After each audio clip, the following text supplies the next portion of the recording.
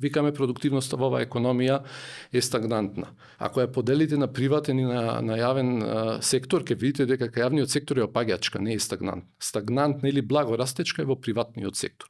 Во јавниот сектор ми се чини имаше една бројка, на пример 2022 можеби визави 2014 опаднала продуктивноста во јавната администрација 13%.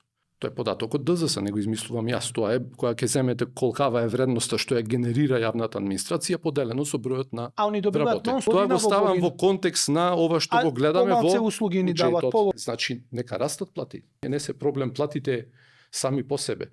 Проблем е тоа што со растот на платите треба да расте вредноста што се создаваат, а вредноста се гледа преку услугите кои што тие ги испорачуваат кон А они изгубиле 13